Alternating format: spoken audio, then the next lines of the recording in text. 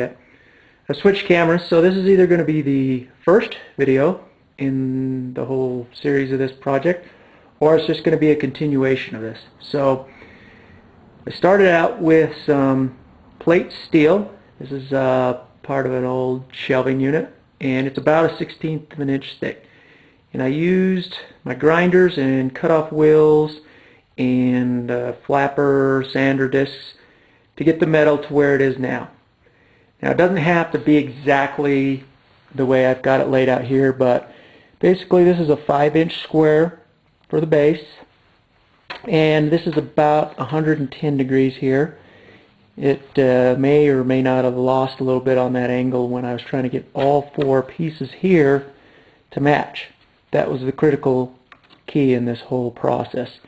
So I had all 4 of these sandwiched together, and I used a T-bevel to measure one angle after I flushed up one side with the bottom, and then I replicated that angle over here, and I made sure that these 2 sides were parallel to each other, so that when this all goes together we have something that resembles a tray or a dish.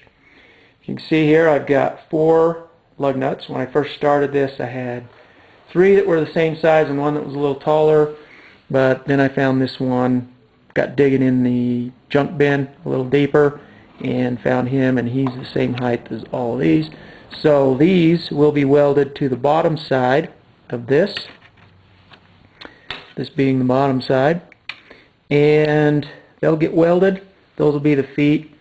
I'll flip it over and weld those 4 pieces on there, and pretty much we'll be done at that point, except for some decorative stuff. I've got some chain links that I'm going to cut and create some handles either on 2 sides or on all 4, depending on how ambitious I get.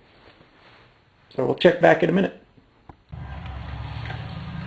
Well, I've got it all welded up, and I pretty much just used a stitch weld using my handy dandy welder that comes from, well, it's a Chicago electric welder. It comes from that place. It rhymes with Arbor Straight. So here is the dish, and as you can see, I've got the sides and bottom all stitched together along with the feet.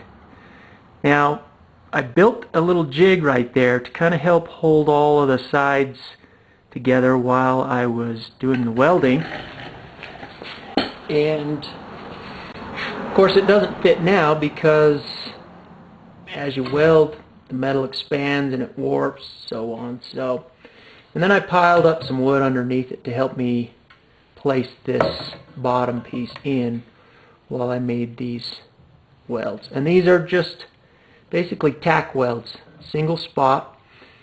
I'm sure if I tried to run a bead along there, this whole thing would warp beyond repair. So just use tack welds there, tack weld the feet in here, and this thing does not sit level. It's got a little wobble in it, and I'll just have to fix that later. What I should have done is, instead of opposing these 2 lug nuts, which are the same lug nut, I should have put them on the same side, and then it probably would just lean to one side.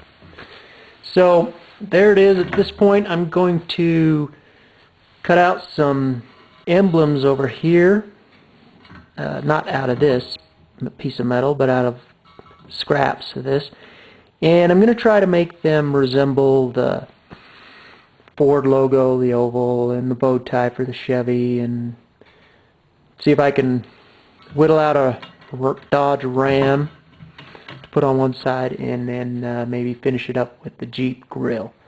All that's going to be done out of metal. It's going to be kind of rough shape, rough cut. One thing I do like, that I'm going to try to avoid touching, is the inside of that. That's what it looks like welding from the other side. It's got all these little hot spots from where the weld is, and I really like that. So that's definitely one of the things I want to keep on here. I'm going to try to avoid getting in there with a grinder or a sander because that really is pretty unique. So I'm going to make some cuts with some scrap metal and tracings of the emblems, and we'll get those tacked on and go from there.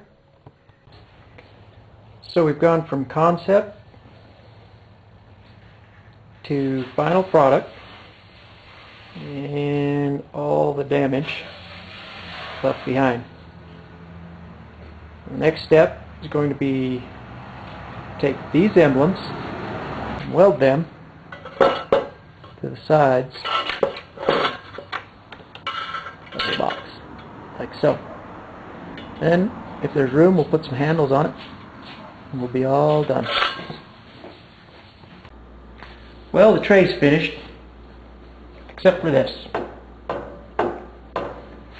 Got a little wobble in there because I used two lug nuts that were identical, and I put them across from each other this way. If I would have put them on the same side, then any height differences probably would have worked themselves out. Anyway, this tray is a little bit different than I had originally envisioned. I was going to put some handles on here using some old chain link, and I decided not to do that because I couldn't get the chain link to buff up to be as shiny as this polished steel look, and I really like that now. I guess originally I figured I'd build this and it was going to be out of a whole bunch of old rusty parts and so on, and I would end up painting it. But as things went on and the plans changed, I ended up just keeping this the way it is, this polished steel look with the kind of the rough stitch welding that goes along here. I've got the emblems on there that I wanted, and one thing that I really liked the way it turned out was on the inside here where you can see those hot spots from the flux core welder. I didn't want to get in there and mess with those because that was something that I really thought was pretty cool with this whole project and the way that steel reacted to the heat. So there it is. That's all I'm going to do to it, minus the wobble. And there you have it. A little mud on the fence. Go out and build yourself something. Enjoy and be safe.